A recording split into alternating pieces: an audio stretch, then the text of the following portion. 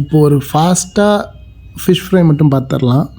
ஒன்றும் இல்லை, பையன்தான் தனுஷ், இவர் தான் உட்காந்து ஹெல்ப் பண்ணுறதுக்கு வந்துட்டு இருந்தான். சரி அப்படியே ஒரு வீடியோ ரெடி பண்ணி போட்டுக்கலாமே அப்படின்ட்டு தான்.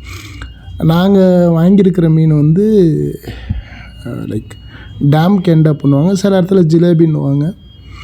இது தமிழ்நாட்டில் கிருஷ்ணகிரி சைடில் வந்து ஃப்ரை பண்ணுறவங்களாம் பயங்கரமாக விற்றுட்டு இருப்பாங்க. ஸோ இது பெங்களூரில் அங்கங்கே டேமில் வந்து அவங்க வளர்ப்பு மீனாக இருக்கும்.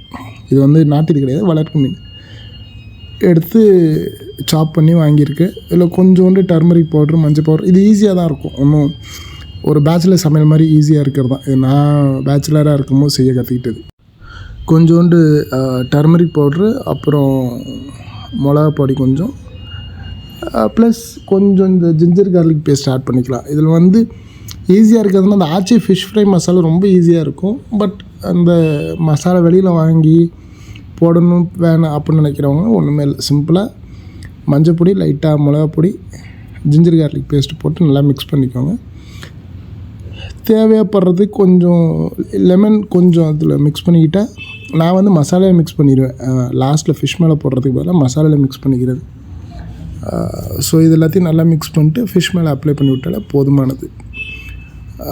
இதில் வந்து மெயினாக நம்ம செய்யும் போது ஃபிஷ் ஃப்ரை பண்ணுறது தான் மெயின். நம்ம ஹை ஃப்ளேமில் வச்சு ஃப்ரை பண்ணக்கூடாது, லோ ஃப்ளேமில் தான் வச்சு ஃப்ரை பண்ணணும். அந்த இவ்வளோ தான்.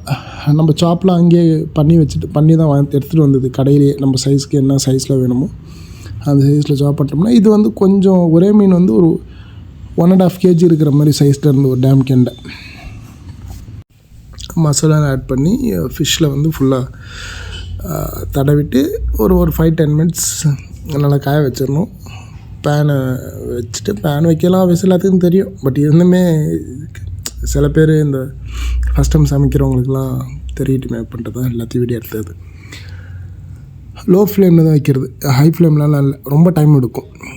இது அவசரமாக செஞ்சு சாப்பிட்ணுன்னு நினைக்கிறவங்களாம் இதில் ஆகாது. ஏன்னா ஃபாஸ்ட்டாக குக் ஆகிடுச்சுன்னா கொஞ்சம் அங்கங்கே டீப் ஃப்ரை ஆயிரும், இல்லை மீன் வந்து புட்டு லைக் பிரேக் ஆகி போயிடும். ஸோ அதனால் லோ ஃப்ளேமில் வச்சு செய்யுங்க, ஈஸியாக இருக்கும். 2 சைடு குக் ஆனதுக்கப்புறம் எடுத்துகிட்டா வேலை முடிஞ்சிச்சு. ஸோ இவ்வளோ தான் இன்க்ரீடியன்ட், எதுவுமே எக்ஸ்ட்ரா ஆட் பண்ணவே இல்லை, முடிஞ்சிச்சு. உங்களுக்கு பிடிச்சிருந்தா வீடியோவை பார்த்துட்டு லைக் பண்ணுங்கள். உங்கள் ஃப்ரெண்ட்ஸ்க்கு எதுவும் ஷேர் பண்ணணும்னு நினச்சிங்கன்னா பண்ணுங்கள். தேங்க்யூ.